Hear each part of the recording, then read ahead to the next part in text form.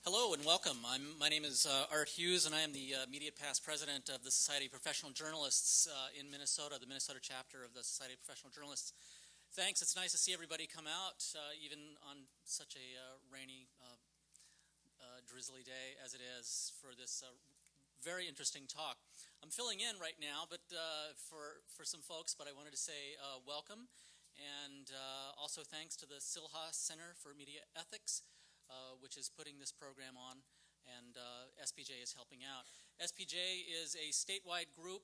The Minnesota chapter is a statewide group that's part of the oldest professional journalism organization in the country.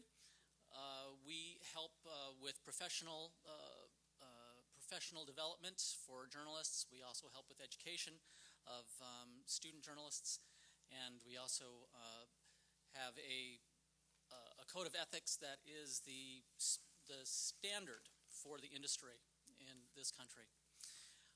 SPJ partners with groups like the Silha Center for events just like this, and coming up next week we also have a training that's bringing in a very notable person on the Freedom of Information Act who can come in and will teach people about ways to better access public records. That's next Tuesday at the Rondo Library in St. Paul.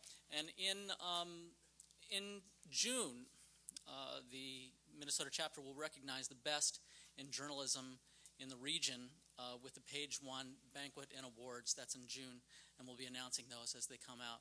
But right now I want to say thank you and welcome. Consider being a member of SPJ if you're not already, because it helps to go toward putting on events just like this. But right now I would like to introduce your MC for the evening, Jane Kirtley from the Silha Center, to take things from here. Thank you.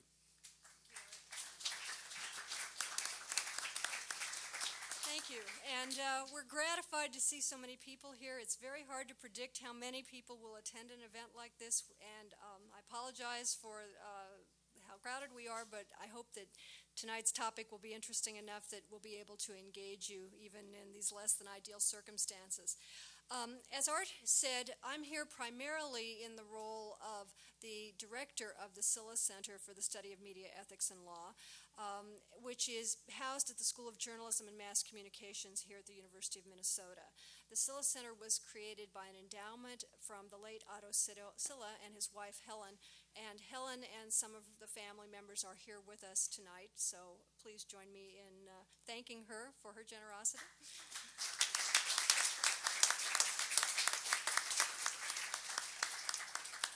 I want to give you a quick commercial about the Silha Center. We sponsor a number of events during the school year, and I'm very excited to tell you that I can already announce the date of our annual endowed Silha lecture, which normally takes place in the fall. It's going to be on October 6th, and it will be at the Coles Auditorium, which is our usual venue, and the speaker is Siobhan Butterworth, who is the reader's editor at the Guardian newspaper in London. And if any of you are online readers of The Guardian, you know how exciting the coverage of all kinds of issues is at The Guardian and how innovative they are with their online journalism. And I think you'll find Siobhan a fascinating speaker, and I hope you will join us for that event on October 6th. In 1865, journalist Junius H. Brown, who had covered the Civil War for the New York Tribune, wrote in his memoirs, "The war correspondent is at his post to relate what he sees, to applaud valor and merit wherever found, to point out abuses and blunders that would not otherwise be reached, save through the endless duration of military investigations and courts martial." Now, putting aside the sort of flowery nature of that 19th century language, I think most of us would agree that Mr. Brown's characterization of the role of the journalist on the front lines of war typifies the definition of independence, at least to me. But as Peter Sussman of the Society of Professional Journalists has written, popular patriotic passions, the demands and restrictions imposed by government, and cultural and national sensitivities raise significant ethical challenges for journalists when covering war. And covering politics, especially in wartime, raises similar issues of objectivity, balance, and fairness. If you've been following the news of the last couple of weeks, you know that the threats to journalistic independence can come from many directions. They can come from political operatives who threaten and cajole and accuse reporters of acting unethically when they report what they see and hear. They can come from military officials who act as undisclosed mouthpieces for the Pentagon, or who bar journalists from covering military funerals even when the family members have given them permission to do so. Or they can come from the media owners themselves. For example, Rupert Murdoch seems to have found a way to violate at least the spirit of the agreement guaranteeing editorial independence to the staff of the Wall Street Journal by forcing out managing editor Marcus Broccoli. At a time when the credibility of the news media is constantly being questioned, should journalists aspire to the ethical principle of acting independently? And if they aspire to it, can they achieve it? Well, tonight we're privileged to present to you 5 speakers who are singularly qualified to address these issues. If you have a program, you have very short biographies of each of them, and I can tell you that that only reflects a very small part of their accomplishments. Each of them brings a unique set of experiences and perspectives to the questions at hand. We'll hear from all of them this evening, and we'll invite you to interact with them with your own questions a little later in the evening. But to start us off, it's my pleasure to introduce Ed Wasserman. He's currently the John S. and James L. Knight Foundation Professor of Journalism Ethics at Washington and Lee University in Lexington, Virginia.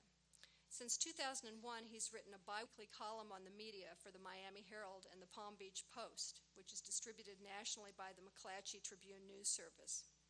He joined Washington and Lee in 2003 after a career in journalism that began in 1972. He worked for news organizations in Maryland, Wyoming, Florida, and New York. Among other positions, he was CEO and editor-in-chief of American Lawyer Media's Miami-based Daily Business Review, executive business editor of the Miami Herald, city editor at the Casper, Wyoming Star Tribune, and editorial director of Primedia's 140-publication Media Central division in New York. He received a BA cum laude in politics and economics from Yale. He has a degree in philosophy from the University of Paris, and he has a PhD from the London School of Economics, where he studied media politics and economics. Please join me in welcoming Professor Ed Wasserman.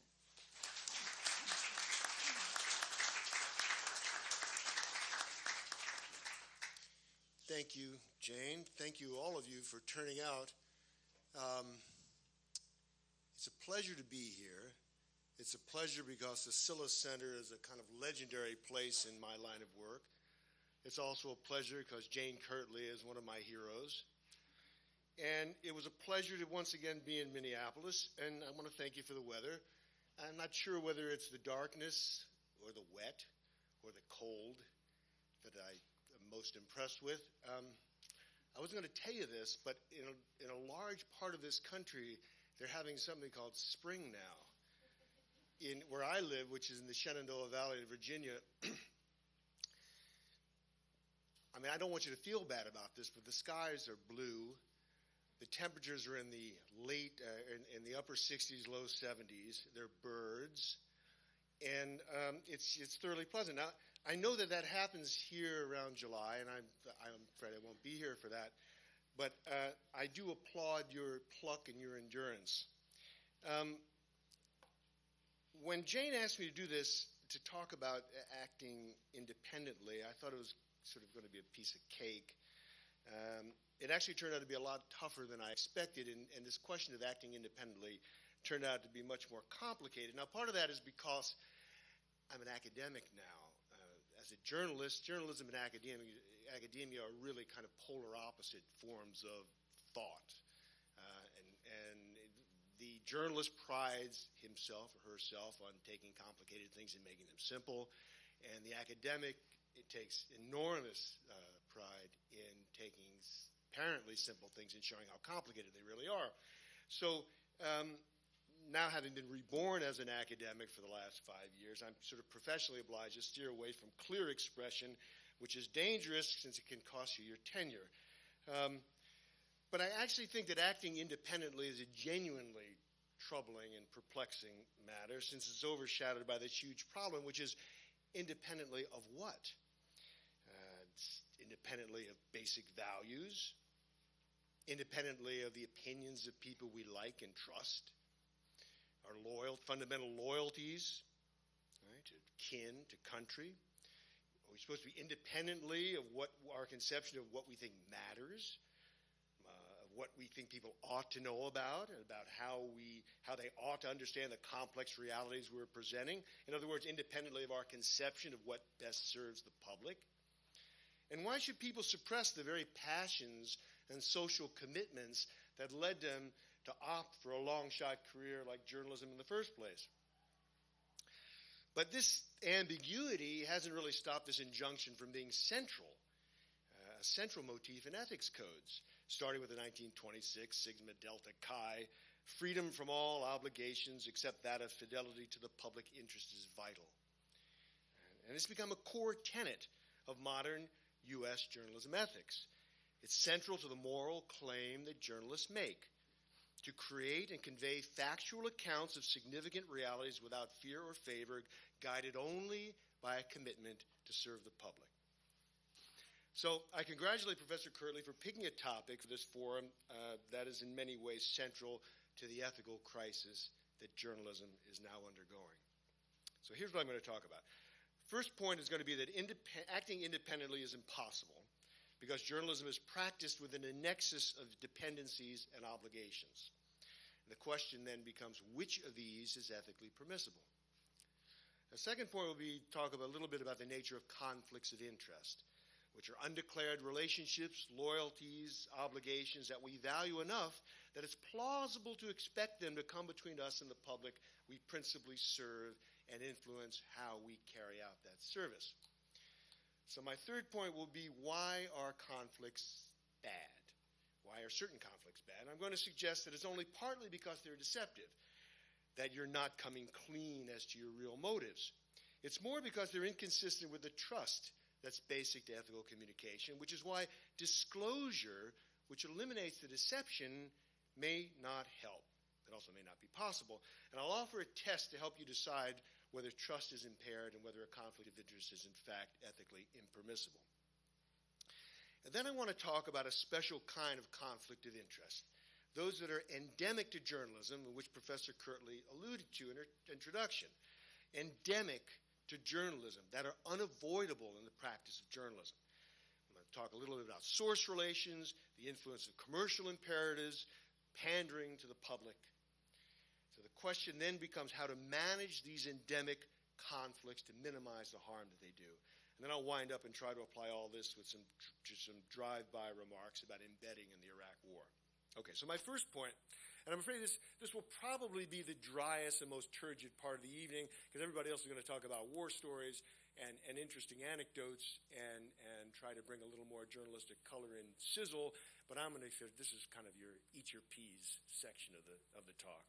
So my first point is that independent action is both central to the ethical claim that journalists make and impossible to achieve. Now the problem is, like everybody else on earth, journalists operate within a vast, powerful system of inducements, restraints, obligations, and coercions. The very notion of independent action seems to clash in fundamental ways with the reality of the conditions within which journalists ply their trade. We have obligations to colleagues, to our bosses, to our communities, to our profession, to standards of craft, to posterity, to families, to sources, to our own ambitions of career development and success, and our own wishes to do the right thing. So is this problematic? Are these kinds of obligations problems?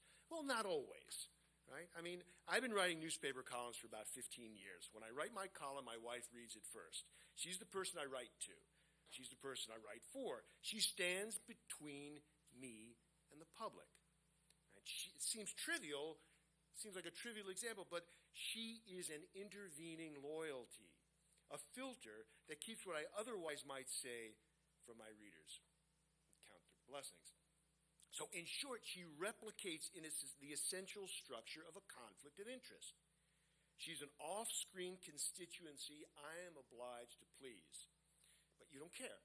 You shouldn't care, because it doesn't seem ethically significant. But why isn't it ethically significant? Because her influence, you would fairly assume, is broadly consonant with the objectives I have as a columnist, with the expectations my readers have as to what I might say. It wouldn't cause me to withhold information or insight or opinions that are important to me and which I would reasonably believe would be important to you. So the point is, we can come up with good reasons why certain abridgments on my independence are okay.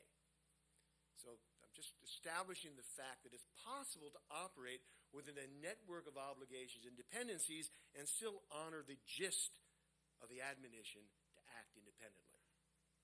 So I'm on to the second point, impermissible conflicts. Why are certain conflicts not okay? Now, the classic conflict of interest, say the business reporter who's profiling a company she owns stock in or has applied to work for. Essentially there you have what? You have some offstage audience, undisclosed, readers aren't aware of it, but she, the reporter, has a substantial obligation to, and which, unbeknownst to us, is a constituency should be plausibly be eager to please. And her wish to please that constituency will materially affect what she tells the rest of us. And we get a different story than the one that she would provide if she were free of that entanglement, and she's privileging these interests and this perspective of whoever's pulling on her strings. Right? It could work the other way. These off-camera people could be people she hates, and so she's spinning the story to harm them.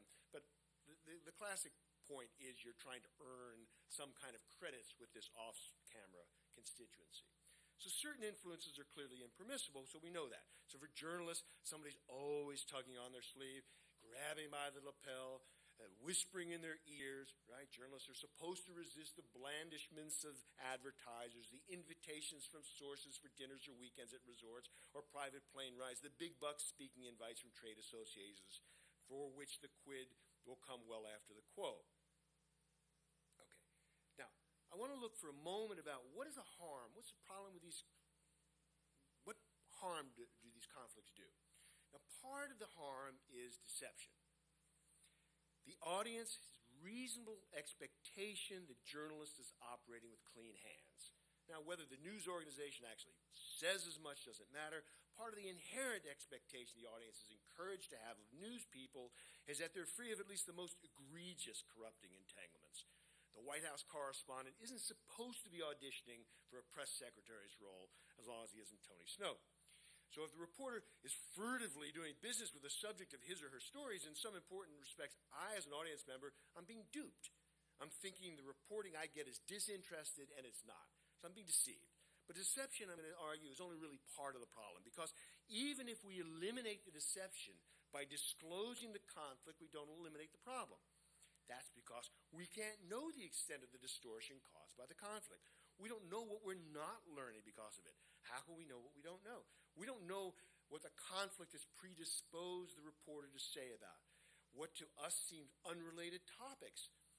The company's competitors, the suppliers, potential customers. If a conflict exists as a filter between the reporter and reality, we don't know what cognitive distortions the filter presents. Right? You remember the story with Maria Bartiromo. Maria Bartiromo is CNBC, or MSNBC, CNBC. She is star anchor, and she did an interview with the CEO of Citicorp, happened to disclose before the interview, oh, by the way, I own like $30,000 worth of Citicorp stock. Ha, ha, ha, and does the interview. Now the question is, knowing that she owns the stock, and CNBC said, well, this is fine, she's disclosed it, fine. But what you don't know is the degree to which this colored her reporting on any range of issues that might affect the suppliers, the competitors, any number of other people whose Citicorp is one of the largest financial juggernauts in the world. So you can't possibly be clever enough to figure out the degree to which her reporting is being distorted by this. That's the problem I have reading the Wall Street Journal now. I'm not clever enough to know the extent to which the Wall Street Journal can be turned into a tool of Rupert Murdoch's corporate ambitions. And because the range of the journal's reporting is so vast, and the complexity of the systems within which it plays a vital role is so intense, that I'm not clever enough to know what Rupert's interest is in exchange rate fluctuations or interest rate decisions that the Fed might make. So I basically find myself fundamentally mistrusting. So deception is the problem, but the usual antidote to deception is truth, and the problem, sadly, is the truth may not help much here, because I think what's really damaged is trust. Trust involves more than a belief that a reporter or news organization will get important stories accurately. Trust, as Annette Bayer has written, is a generalized reliance on the good faith of the other party, a belief that they would act in your interest even in ways that can't be explicitly anticipated. With a news organization, not just that they'll report stories accurately, but that they'll be looking for the things that you need to know, things that you can't know about until they tell you. So one test of the impermissibility of conflict is what you might call, what Bayer calls expressibility. Whether in your mind, if you disclose the accommodation you're reaching in respect to this conflict, it would undermine the trust that your audience places in you. And if so, the conflict is toxic. And obligations that jeopardize that trust must not just be acknowledged, they need to be avoided. And as we'll see in a moment, if they can't be avoided, the most important acknowledgement of their existence may be one that's internal to the news process. In other words, news people themselves have to disclose and correct and talk about the problems, that the conflicts that they encounter systematically and routinely in the course of doing their work, how they're being managed. So here gets the problem of highly problematic conflicts that are unavoidable. Now, the usual formulation of conflict of interest focuses on something extraordinary, this intrusion into this presumably pristine set of work practices that suddenly comes between reporter and audience, keeps the reporter from acting independently. But as I said earlier, journalists routinely operate within this nexus of obligations and entanglements. And the problem is many of them are integral to the organization and commercial realities that allow them to do their jobs. These are what I call these endemic conflicts. For example, the pressure to favor advertisers. Now, this is an endemic conflict in any commercial news organization. It may mean a special editorial section pegged to some seasonal advertising push, or an assignment to cover the opening that inaugurates the entry of a national retail chain into the local market. The incentive to bring news into broad conformance with the marketing requirements of major benefactors is a problem that can be managed more or less honestly and more or less ethically, but which cannot be avoided. With internet-based technologies that are able to calibrate audience size and adjust it to certain kinds of coverage and certain kinds of stories, this is getting even worse. So one broad area of endemic conflict has to do with commercial imperatives. The second one is the problem of sucking up to sources. This is a problem that all reporters face. I did a column on this arguing that beat system was an obstacle to independent reporting, and I asked, well, how do you create a system in which reporters' success, their career success, depends on assembling and nurturing a network of people who like and trust and respect them, people whom they at the same time are expected to be relentlessly adversarial toward? I mean, I got a lot of abusive email about it, but some of the older reporters said, yeah, it's kind of true. Our newsrooms are full of people who are full of stories they know but can never write. Another frequent and endemic source of conflict derives from pressure to anticipate and respond to public taste. Now, an obligation to serve the public isn't reducible to a duty to pander to it. What if the public is wrong? It sounds arrogant, but, ask Emmett Till, ask the Japanese Americans who spent World War II in prison camps. Nowadays, media organizations are desperate to adjust their operations to what they perceive as the clamor of the web-based public. Anonymous postings are suddenly okay, harsh and abusive discourse is suddenly all right. It's all meant to be forward-looking concession to a different culture. So my point here is that I think the most troubling threats to journalistic independence aren't these extraordinary efforts to corrupt, but the day-to-day routine pressures that intervene between what the journalist honestly believes is the public's greatest interest to learn about and what he or she ends up reporting. So what's to be done about these endemic conflicts? The problem with them is that they can't readily be eliminated, and oftentimes they can't readily be disclosed, but they need to be managed. There are a few techniques people should think about. First thing is talk about these things, foster in-house discourse. Get journalists to talk about the stories they would like to do but feel they cannot. Ask them about the best story they cannot do. Find out why, and remember what we tell the public about sunlight as a disinfectant. Secondly, you could establish a Sacred Cows Watch. Somebody needs to be designated as a safe harbor for such complaints. If you can't recognize what the sacred cows are, ask the public. They know.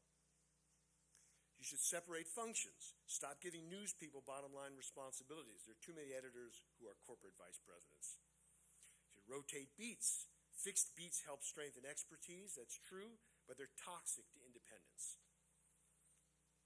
And finally, I think you recognize the cognitive gaps created by the biases that endemic conflicts engender. There are gaps. Their advertising-driven sections mean there are stories about realities that advertisers don't want to accessorize their pitches, which will go undercovered. Your reporter embedded with the Marines won't be giving you coverage of war refugees. And so on to embedded journalists. I don't think it's reasonable to pretend that embedding reporters with combat troops won't yield reports that'll be strongly sympathetic to whatever causes soldiers are fighting for. Still, embedding to me might still have been acceptable. The problems I had were twofold. First, it seemed to me the reporters were assigned aspects of a single story, a master narrative of American triumphalism in Iraq. Now, it wasn't the reporter's fault, it was the assignment. Report on courage and sacrifice and pluck in the face of adversity. After all, how much subtlety can you expect from local TV reporters thrown into a war on the other side of the world? As a result, it's taken a long time for the brutality of the war to become apparent to Americans, and even now, it's largely in terms of the suffering of our own sons and daughters, brothers and sisters. The second problem I have is the appearance of sufficiency, that this was the only story worth telling. If this analysis of endemic conflicts means anything, it's that the reporting these conflicts, these reporters were destined to provide, could not help but be only part of the story. That means others needed to be heard. No, you couldn't embed people with the Republican Guard or with Ba'athist holdouts, but there were reporters out there. They were from Germany and France and Egypt and Lebanon, and instead of joining the chorus of Rumsfeldian condemnation of the work of Al Jazeera reporters and the like, our media had an obligation to present their work commensurate with the privileged position we were assigning to covering our side. So to sum up, acting independently in some purely disinterested, disengaged way is, in my view, impossible. Some influences are impermissible because they plausibly induce alterations in what's covered and how it's covered that privilege off-screen players and interests in ways that, if disclosed, would cause reasonable people to mistrust the journalism. I think the most toxic conflicts of interest are endemic to journalism, essentially unavoidable, and these must be managed carefully and zealously and candidly through in-house discussion, altering coverage assignments, and recognizing their harm. Thank you.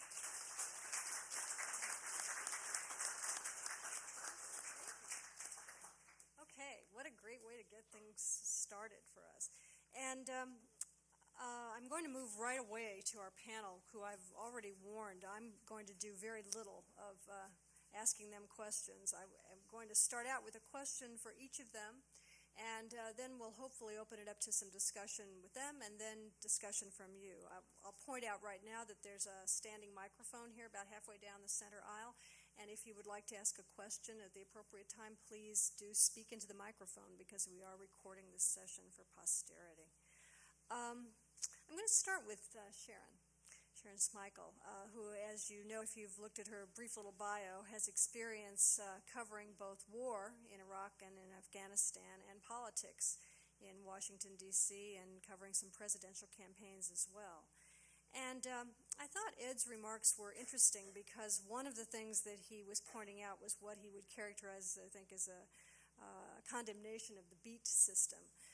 In a class that I teach here at the journalism school this semester, one of the things we've been looking at is old movies. And we looked at a film that was made by Alfred Hitchcock that some of you may remember called Foreign Correspondent. And in Foreign Correspondent, at the very beginning of the movie, the actor Joel McCrea plays a reporter who is called into the editor's office and told that he's going to be sent overseas to cover the impending war in Europe. And he says, "Oh, I'm going to be a foreign correspondent." He says, "No, you're going to be a reporter." I don't need any more foreign correspondents. I need somebody who's going to go and get me the news. So I wanted to ask you, Sharon, when you were covering the war in Iraq and Afghanistan, did you think of yourself as a foreign correspondent, or were you a reporter? And what were the pressures that you were facing in maintaining your independence? I really didn't think of myself as a foreign correspondent, partly because I was based in Minneapolis. I wasn't sent to Iraq to stay or to the Middle East to stay for 2 or 3 years. I was one of a team of reporters from the Star Tribune who were assigned to go over and cover the war, and one of my teammates is at the end of the table. Although we weren't together in Iraq, we were in different places. But there were 5 of us who went over, and the editors decided to deploy us in different ways in order to try to round out the coverage. And so Rick and Paul McEnroe went from the north into the Kurdish area, and we had a reporter who was stationed in Qatar covering what was being said about the war by the U.S. officials. And then Mike Zerbe and I were assigned to be embedded with the Marines, and we did that. We rolled in with the Marines during the invasion of Iraq. Basically, on the night after on the night that the United States first bombed Baghdad, we were camped on the Iraqi border just inside Kuwait, and we went in with the invasion. I appreciate everything that Ed said about being embedded. My experience may have been unusual, it may have been typical, I'm just not sure, but the chaos of the war, that classic fog of war, basically meant that the last thing the Marines wanted to do was babysit the journalists. They were all trying to do what they had to do or stay alive and that sort of thing. And we were in a position very early on to cover wounded Iraqis. And some of the best stories Mike and I did were about Iraqis who were taken prisoner. And one of the stories that comes to mind is there was a Marine convoy that was going through the desert. And there were some Bedouin shepherds who were herding their sheep on the desert. And the sheep were spooked by the convoy. And they did as deer will often do in Minnesota. They ran toward the thing that was frightening them. And the teenage boys in this family gave chase to the sheep. And the Marines saw these two, and the parents ran after the boys trying to stop them. The Marines saw these Iraqis running toward them and may have been a bit spooked themselves. They opened fire and shot both of the boys. And we were able to do that story because we were traveling with the Marines, but we kind of glommed onto some Navy docs who were obligated under the rules of the Geneva Conventions to treat casualties on both sides. And probably the story for which I got the most email was a story about a little Iraqi boy who stepped on something explosive. Nobody ever knew what it was, but he arrived at the tent where these Navy docs were operating, and someone had thrust him onto a helicopter at the scene of the explosion, and he came in, and he appeared to be about 2 years old. He came with no adults with him at all, just the little boy by himself, and his legs were horribly mangled. And first they worked for hours to try to save his legs, and then they tried to save his life, and they failed on both counts. And we were able to be there and to watch all of it and write about it. It became an obsession with Mike Zerbe, the photographer who was working with me, because he shot the entire surgery.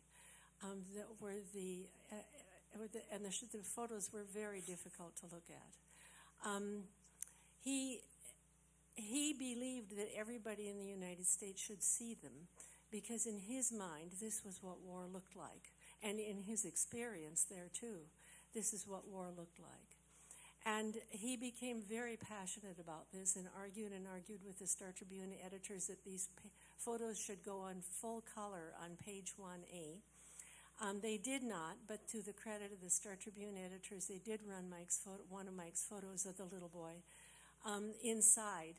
And I have to tell you, when Mike and I gave talks when we came back from the war, people who would see those photos, Mike would show them to audiences in our talks. The audiences would gasp and avert their faces. And Mike really believed that this is what people needed to see because it's what war looked like. In terms of the military... Did you agree? Did I agree? I had mixed feelings about it. This gets into what Ed was talking about public taste, but I think it's more than a matter of taste.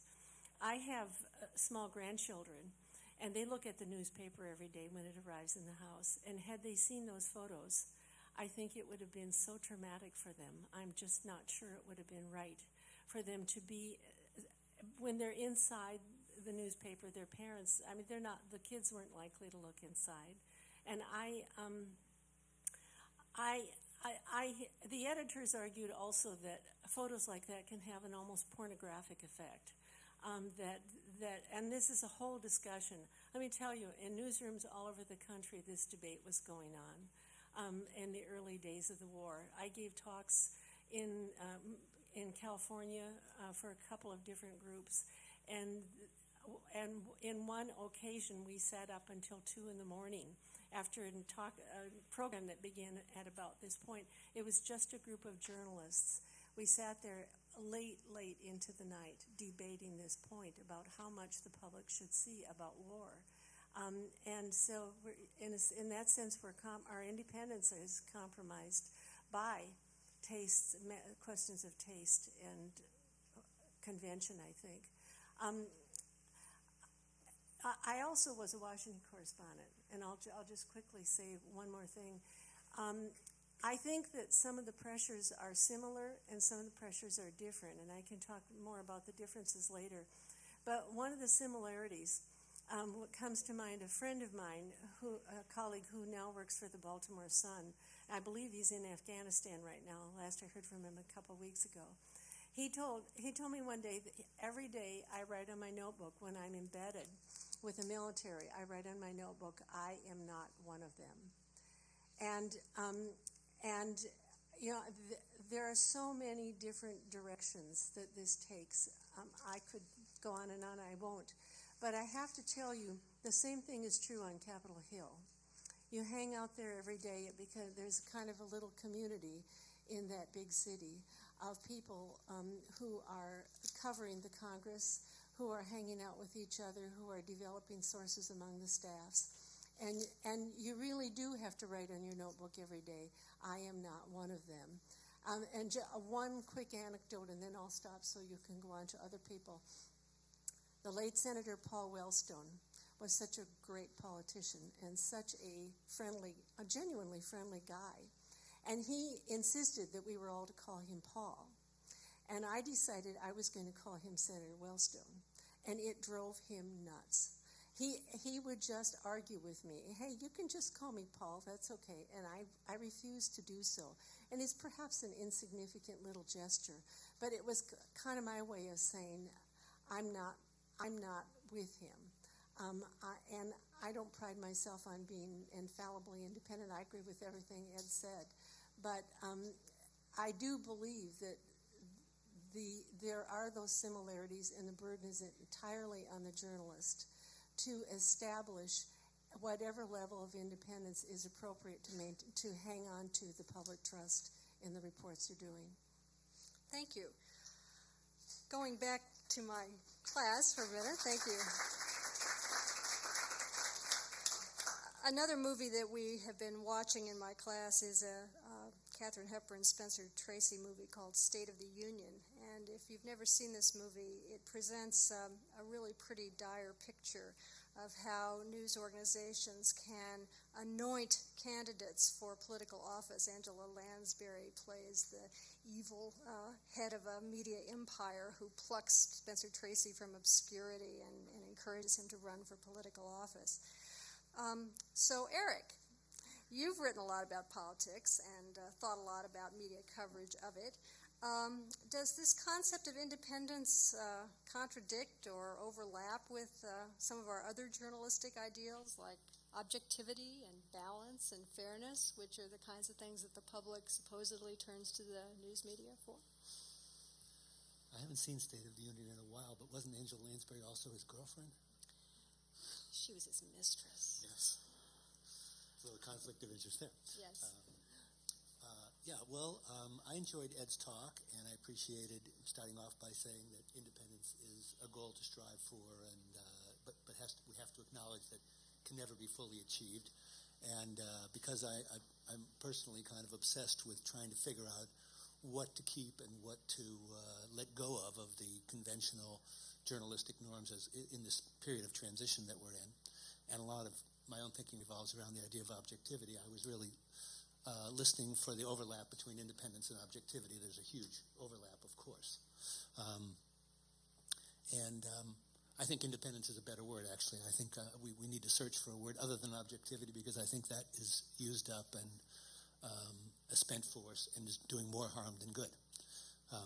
I was thinking when Sharon was telling the story of Mike Zerbe and the bloody pictures, that among the reasons that people were nervous about showing those pictures is because they would be taken as a political statement. And everything, especially in that time period, that would be taken as an anti-war picture and perhaps would have to be balanced by a pro-war picture. I guess that would be, pulling down the statue of Saddam or something.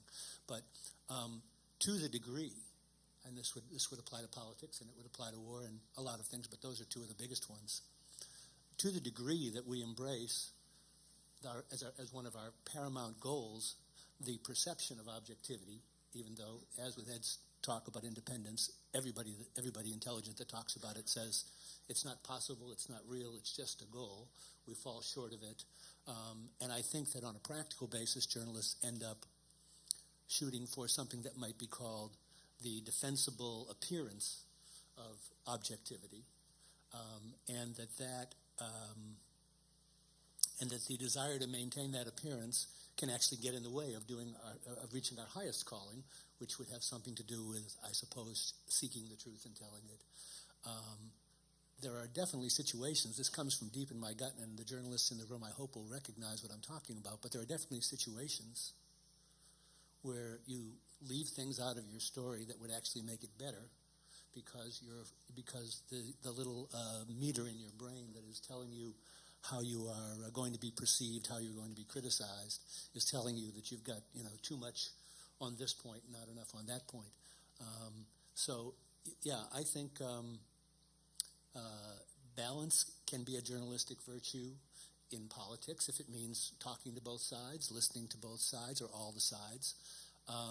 But when it becomes microscopically measuring the inches of copy given to the two sides of an argument, the two parties in a campaign, it's almost invariably going to create actually a weaker piece of journalism. I'm not positive. I think Ed said in the case of, he was talking then about maybe the journalists who have financial conflicts, but did you say that the trust that the writer wants to encourage in the audience is undermined if they make the disclosure?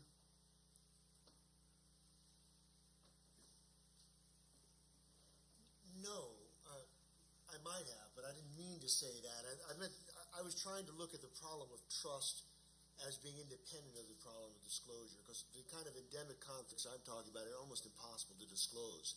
How do you tell somebody that you're keeping some facts out of the story because they're going to reflect badly on a source that you like and trust and you want to retain?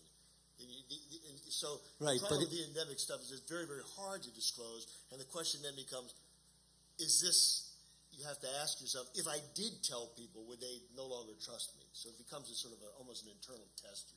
So let's apply it. The question that was put to me was about political coverage and the objectivity paradigm as it relates to that. So let's suppose that the endemic conflict is that in your real self, you're actually on one side.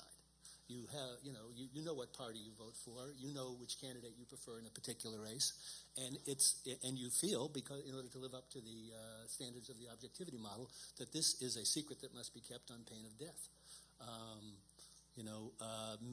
Many journalists won't vote in a primary because by voting in a primary they are indicating an affiliation with one party or the other. Most of them allow themselves to vote in a general election since that just seems like good citizenship, but actually the editor of the Washington Post has said that he won't even vote in a general election because in order to cast a vote he would have to reach a conclusion about what he favored that might undermine his objectivity. I don't know about him. I can't help myself from coming to some conclusions, and then I'm stuck with the problem of either covering them up or disclosing them. And I'm having a harder and harder time understanding how the business that's supposed to be about honesty and informing, how our credibility is protected by keeping secrets that are actually quite relevant and that the audience is very interested to know.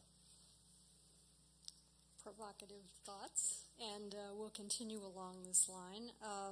Another one of the movies that we've been watching in my class is another older film called A Face in the Crowd, which stars Andy Griffith as an individual who basically is rocketed to fame and fortune. The part that we were concentrating on is when he helps to repackage a candidate for a national political office to make him more appealing to the general public, suggesting, for example, that he get rid of his Siamese cat and replace it with a dog, because everybody likes dogs and people don't trust people with cats. Gary, you've had very long experience covering or directing political coverage, and now you're seeing it from the other side. What do you consider to be the biggest issue in terms of independence for journalists who are covering politics? At least you didn't point out that I'm now the guy probably making the recommendation to ditch the cat and get the dog. Well, I thought that was implicit. What struck me in terms of Ed's remarks was he was talking about in the daily routine the endemic conflicts, and that's something that resonates with me because what I'm seeing in the coverage in the national race is perhaps a failure of independence of journalists from each other. It's kind of the whole boys on the bus. Now it's boys and girls on the bus or on the plane, but it's working in such close proximity with your colleagues every day.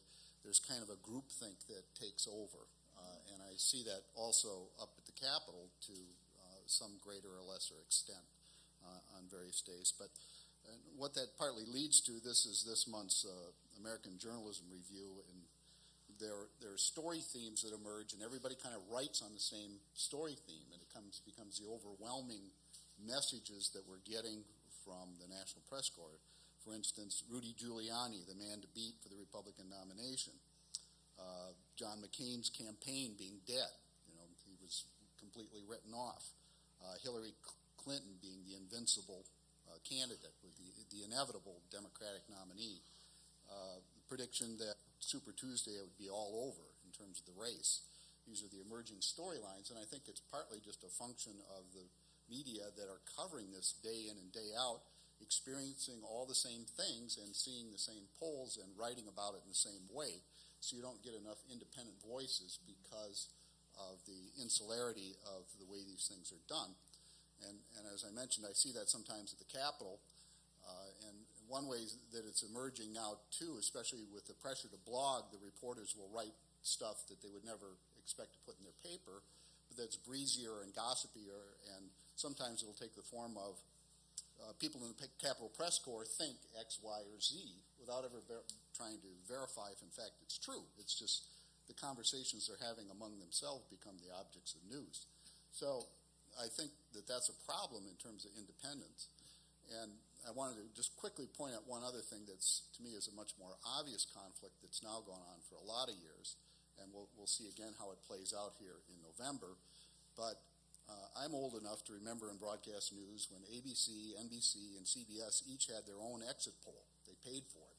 They did it themselves.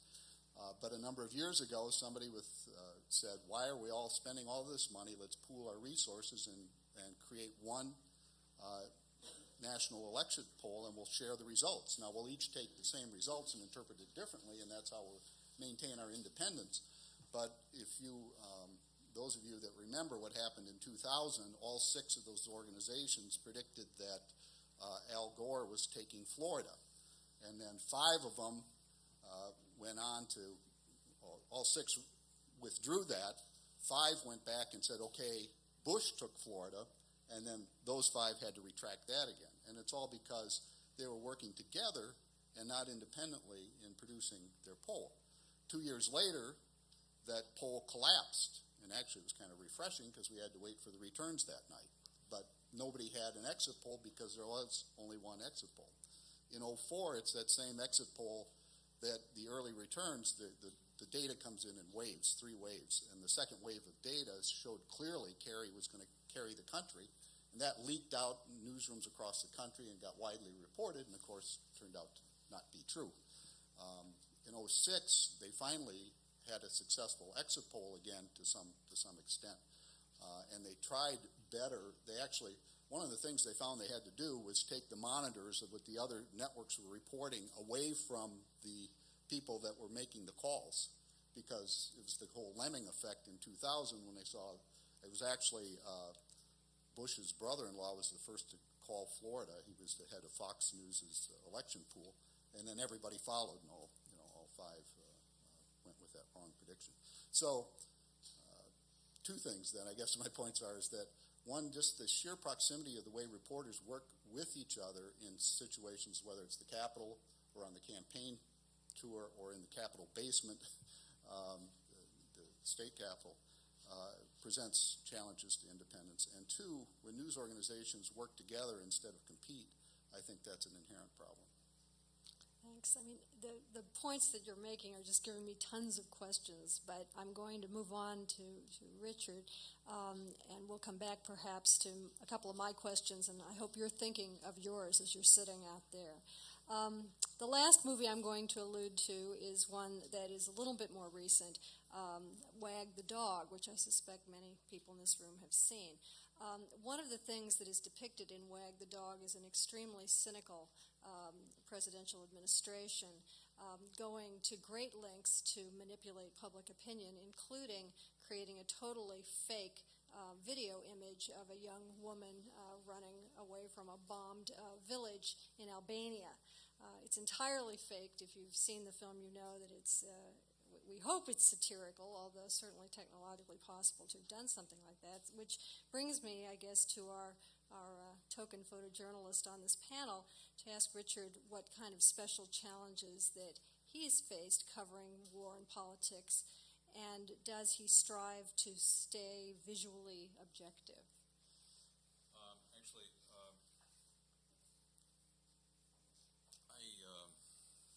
I'm not an objective at all, really. I go into situations and become a participant observer, and you become one of the tribe. I am not one of them, but I am with them. If I'm with soldiers, or if I'm with some Peshmerga or guerrillas in Salvador, I am with them. When I am running down the road, I am with them. So I'm not in an objective position, but where the truth comes is in the way I record, the way I observe. It's the craft. It's pretty simple. It's like do no harm. It's don't become involved in the story. Just record it. So in terms of independence, I think in an academic atmosphere that we're in here, right here, there's a question that comes.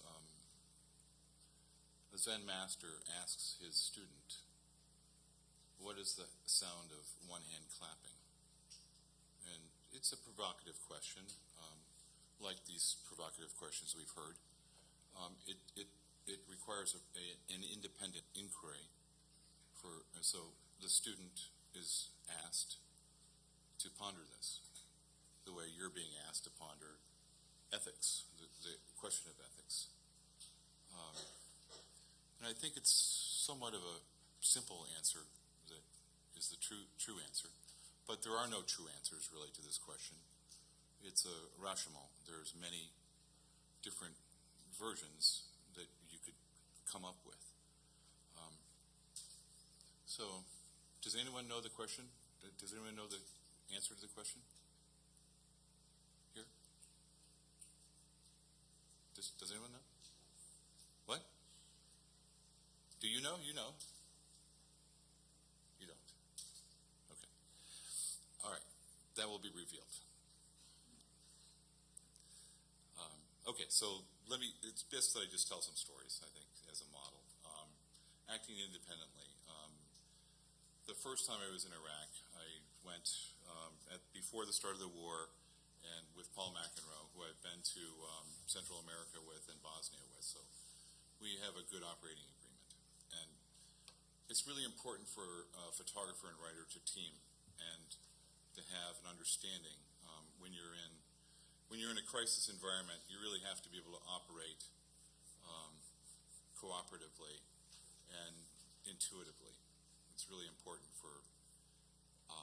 it's definitely important for survival.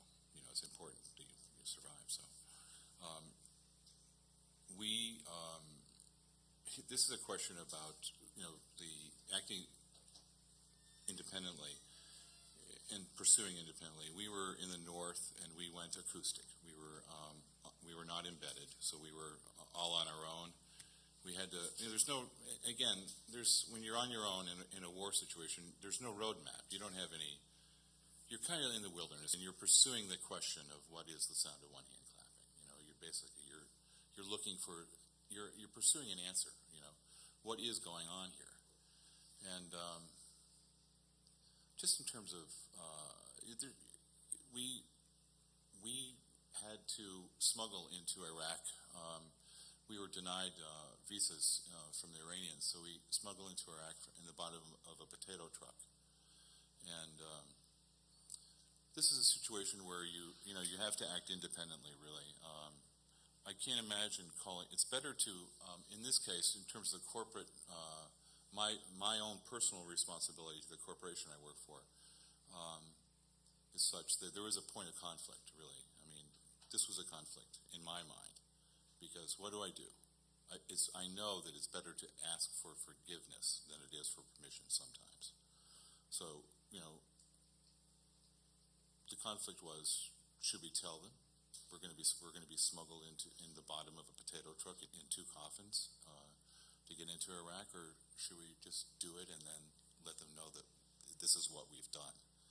So that was our start, at this. And so going to when you're in war and you're in a war community, there's a pack of journalists you run with. I was there with C.J.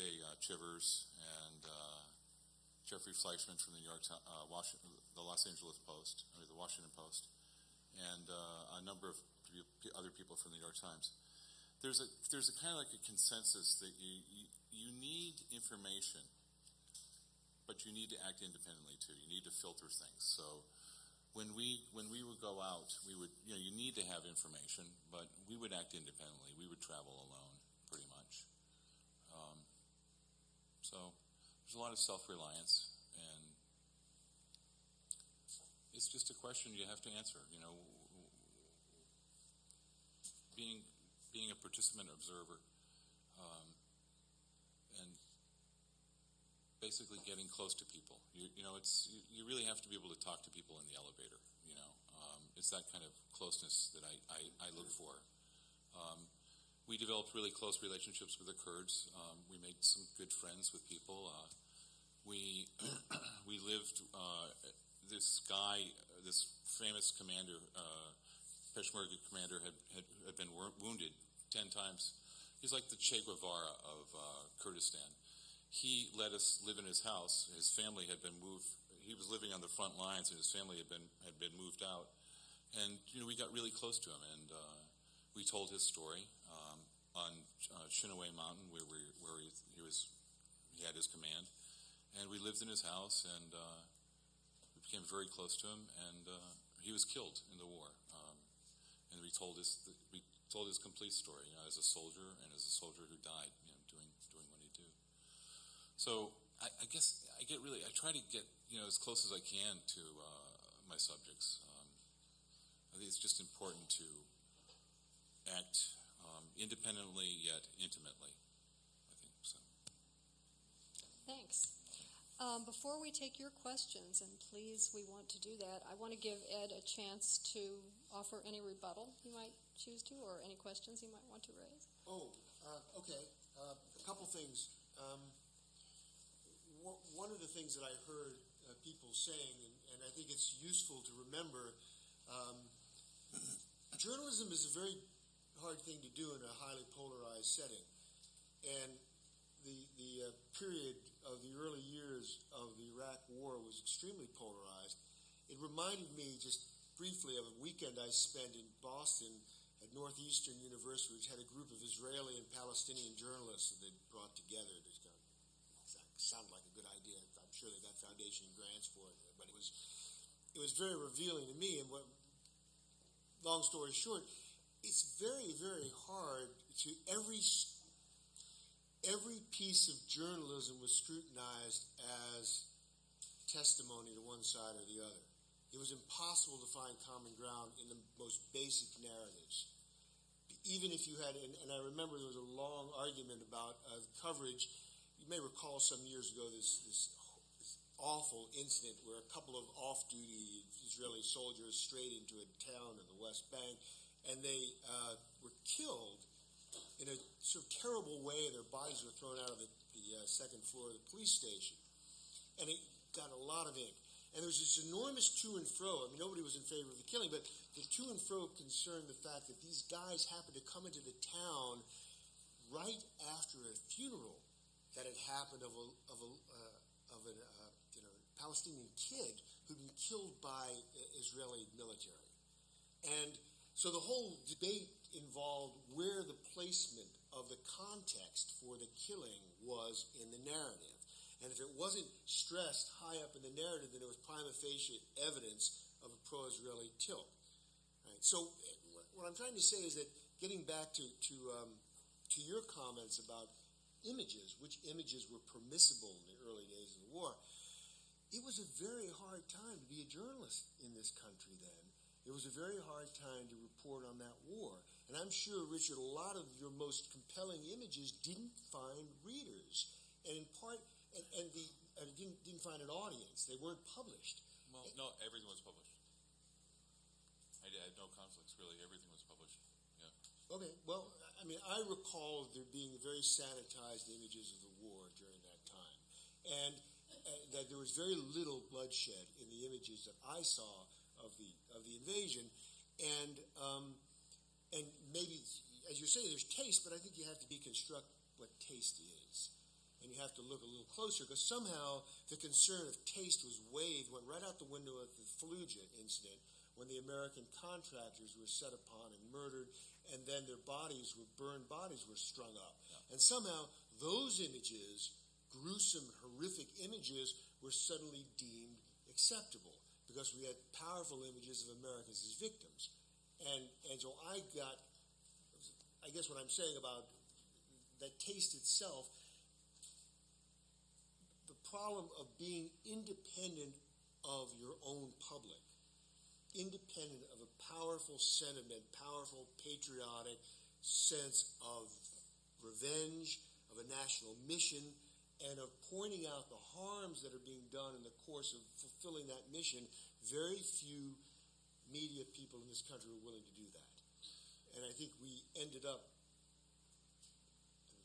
it's not so that the pornographic image is a powerful, that pornographic argument is a powerful argument. The real issue was whether it was not necessary to correct the visual record. And the visual record that we, the public, in effect, were being left with was so video game-ish. It was so the bombs falling from the perspective of the person dropping them, not the perspective of the people they were falling on. It was so skewed that the question became at a certain point, wow, who are we working for here? Yeah, we went in and we just simply tried to tell. The Kurds really hadn't had their story told for a while, so there's been like a blackout, with the no-fly zone. But still, it was kind of like it had been closed down, So we were telling just personal daily life stories, really, while before the war really got going. We were there about a month or before the war. We just wanted to get in early, so we were telling stories of just human things. Just telling, like, we found a wedding at a roadside rest stop. We photographed that. I remember that as a kind of domestic, kind of nice, image away, turning your back towards the war and the coming of war, and looking at that, as daily life goes on.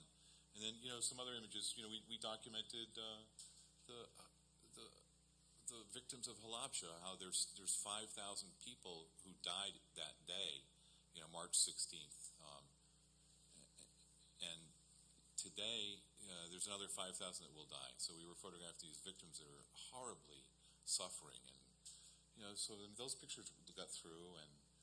But I didn't have any. There was no screening on our pictures at all. We didn't see that much action, really. I mean, it was there. It was basically from afar. A lot of the action was from afar. Yeah. Time for you to ask questions. There's a microphone, up here, that I'd ask anybody who wants to ask a question, please come to the microphone. And in deference to the number of people here and the number of people that I think will probably want to ask questions, could I ask that you ask a question and not make an extended speech? Thank you. There was an interesting example of disclosure in the Star Tribune probably a year and a half ago, and you all can help me with the details. But the headline was the story of a boy, and it was about a reporter and a photojournalist who I believe were in Africa covering numerous stories and ended up giving money to send a young boy whom they met to school. And we had a fairly wide discussion about this incident with a number of young people, and they responded really positively to not only the reporters and the reporter and the photojournalist giving this money to send the boy to school, but then the disclosure about that. So I'm wondering if any of you have experienced this or experimented with this disclosure, and then what audience reactions have been to it, if you feel like you've been in an area where you haven't been maybe as independent as you would have been in the past. By experimented with the disclosure, you mean, I guess the first question is, did any of us do that, like give something of value to a source?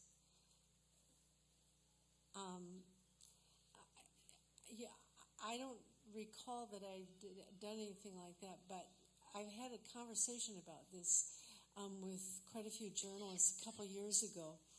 Alyssa Rubin, who was with the Los Angeles Times at that point, but now works for the New York Times in Baghdad, told me that she one time, and she's told a lot of people this story, so I'm not divulging anything.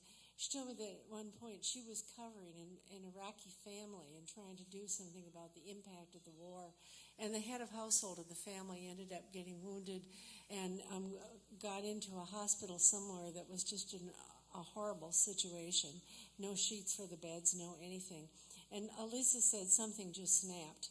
And when she'd finished with the interview, she went out and found a place that sold bed sheets and bought the bed sheets and brought them back. And I'll tell you, we got into a heated debate about these bed sheets. And there were so many feelings on both sides of that, whether or not she somehow betrayed her independence in the story by giving this man a set of sheets for his bed. I can't say we resolved anything. I think we had very strong feelings against giving the bed sheets and very strong feelings saying, yeah, you got to be human sometimes. So I don't know. I can't think of an argument right now for not giving the bed sheets if you feel moved to do so. I'm trying to figure out what journalistic crime that would be, or the example in Africa. I wish I had done it. disclosing it seems like a perfectly fine idea too, not even that important. But the idea that people would agonize about whether to do, especially rich Americans with a small amount of money that's small to them can make a difference. Someone having sheets to sleep on. I'm trying to think right now, back when I believed that would have been wrong, what would have been wrong about it? It's not coming to me. We were traveling with the Kurds, and our first really battlefield introduction was we were going to go to this mountain outpost, and we were told there were 75 Peshmerga there. So, we commonly take our sources out to dinner. So what we did is we brought a sheep for the 75 to eat for dinner. Now, it was really hard to expense that at the paper.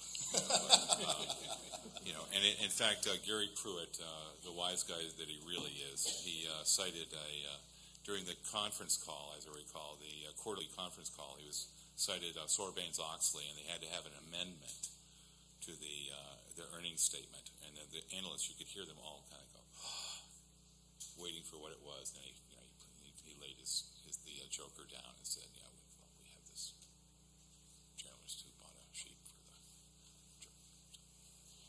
There were, you've probably seen a lot of times on television where there's some horrific event, and at the end of it, people are invited to send money to a bank and to help the victim's family or whatever else. And I saw occasions where that became where somebody was trying to get an interview, the family starts bartering for you to put that on the air, that we'll give you the interview or the pictures of the victim or whatever it was. So at the time I was managing editor, I banned that practice. And of course the very next incident was a elderly man who had been murdered and was so poor his family couldn't bury them. And another memorial fund was established, and it set off a very heated argument in the newsroom. I thought I was being very principled. Other people thought I was being very callous, that we wouldn't do the thing that the community needed done to help raise enough money to bury the guy. So I don't know if that fits your... What's your reasoning, Gary, for taking the position that you did? Well, it's one thing if the fund is just kind of spontaneously created and it's real and it's genuine and you think it's newsworthy to report the community is raising all this money. It's another thing if it becomes kind of a quid pro quo during doing the story. And trying to sort each one out on the fly as it occurs, I think, is extraordinarily difficult. Yes. And anybody else who wants to speak, please come to the microphone. It's behind you. This question is for everybody, but it's primarily for Eric and Ed. One of the first points that was made in this forum was this idea that independence is a goal that we should always strive for, but can never quite achieve, and we should acknowledge that we can never quite achieve it. And I'm inclined to agree with that. But what I'm wondering is, can we treat objectivity in kind of the same way? Not abandon it altogether, but treat it as something that we should constantly be striving for, but acknowledge that we can never quite get there. Would it be reasonable to approach objectivity that way? Let me start. That's not where I've come down. I think we need to drop the word. It's got a whole lot of carbuncles attached to it, and figure out which of the values that are packed into that word we want to try to observe. Now, for example, I still think that fairness and open-mindedness are journalistic virtues, and I think that they are part of what journalists think of when they think of the objectivity norm.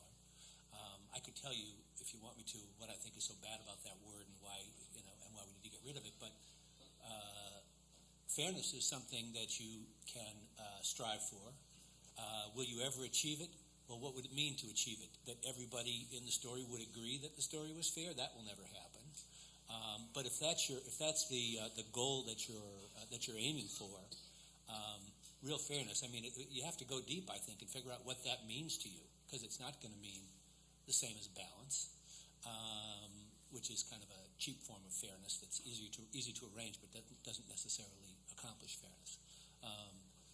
There are lots of words like that. For me, objectivity isn't one of them, because it's so fraught and so problematic, and because we've really created an elaborate petard on which to hoist ourselves, so that we can be, our objectivity can and will be criticized on everything we do. As in the example of figuring out what's the proper context in which to report this incident on the West Bank, as if there is an answer, as if one context is proper or fair or objective and the other one isn't. And really, a great deal of journalism comes down to a journalist making choices. I'm going to put this fact in, I'm going to leave this fact out. And sometimes it seems to me that the objectivity paradigm is an elaborate effort to say, it's not really me making these choices, it's this method. But when you've actually done it and you look hard at some of those choices, in the end, it's got to come down to, I looked at everything, I thought about everything I could think of to think about, and then I made this choice, and I couldn't make both choices. And it's sort of the opposite of objectivity, because you're not hiding, but you'd also say, I'm not, if someone made a different choice, that wouldn't make them wrong. Their story wouldn't be a violation. That's what I'm going for. I don't know. I sometimes refer to it as just honesty or intellectual honesty. Just be straight with people. I'd love to have you ask a question, but we need you to go to the mic because we're recording. I agree with him. I mean, I think that it's a big, messy bog of an issue. But objectivity, by and large, is a pretty discredited paradigm, at least among the academics. Journalists still strive for it.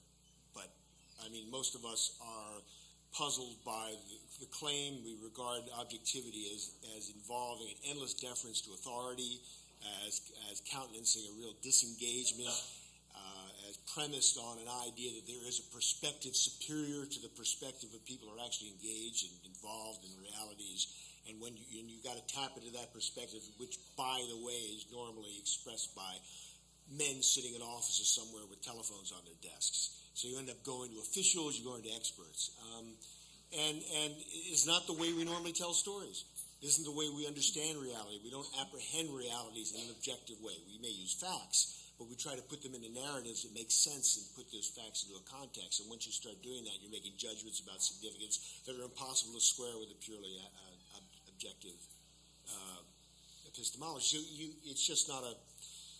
We're looking for something else now, and I think what's evolving is a much more engaged and advocacy-based kind of journalism that you see evolving, especially with the demise of the large metro papers that were trying to aggregate a lot of different people who didn't have very much in common. And what's coming out now is a different form of knowledge. Okay. This question is for anyone that can answer it. Obviously, this conflict sort of comes up in times of great crisis. When Wellstone died, when we start this war, when 9/11 happened. How do you sort of deal with your own personal feelings and emotions when these tragic or life-changing, world-changing events happen, and then be able to sort of be independent of that? Do you just push it down? Do you add it to your reporting? Does it help you? How do you sort of square those issues, being human, having emotions, and then having to be the independent journalist? My answer is I just get busy. For me, going on the way to cover a tragedy or on the way to cover something that's going to be as frightening as a war, the scariest time is going in. And once I'm there, I've just got work to do, and I just keep busy. And when you're in a situation like that, there's a lot of pressure to get your stories and to send them, and that's what clicks in for me.